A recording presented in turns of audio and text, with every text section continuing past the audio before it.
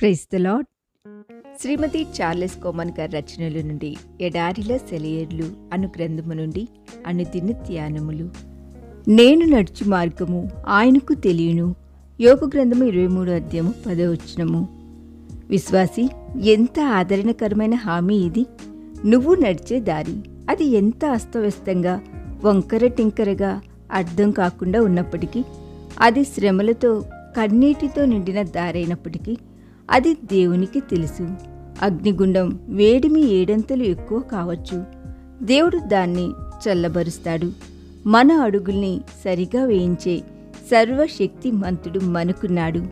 అది మారాలాంటి చేదైన ప్రదేశం కానివ్వండి, ఏలీము లాంటి సేద తీర్చే చోటు కానివ్వండి, ఆ దారిలో ఐగుప్తు సైన్యాలకి చీకటిని, ఇశ్రాయేలు వాళ్లకు వెలుగును ఇచ్చే అగ్నిస్తంభం, దీపస్తంభం ఉన్నాయి.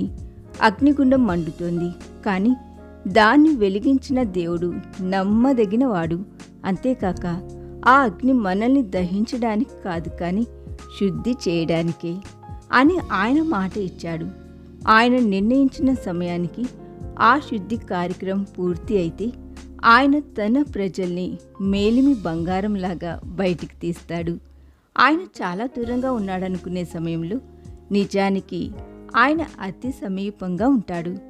మిట్ట మధ్యాహ్నపు సూర్యబింబం కంటే ప్రకాశమానమైనదెవరో మీకు తెలుసా? ఉదయకాలపు కిరణాలతో పాటు మనల్ని పలకరించి నిద్రలేపేదెవరో తెలుసా? మితిలేని లాలిత్యం, మృదుత్వం, వాత్సల్యం కురిపిస్తూ మన వెన్నంటి తిరుగుతూ ఉండే ఆ కళ్ళెవరియో మీకు తెలుసా? కష్టాలు ఎదురైనప్పుడు లోకానికి చెందిన మనుషులు ఏదేదో పదజాలాలను సృష్టించి ఇదంతా కర్మ అంటారు, అంతా ఆ పైవాడి లీల అంటారు, విధి వైపరీత్యం అంటారు. విధి అంటే ఏమిటి?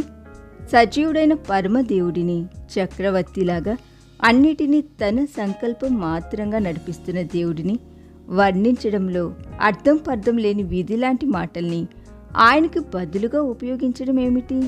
పనులు చేస్తూ తన ఇష్టప్రకారం సమస్తాన్ని చక్కబరుస్తున్న వ్యక్తిగతమైన నిజ యెహోవాకు బదులుగా ఏవేవో వేదాంత శబ్దాలు వాడడం ఎందుకు?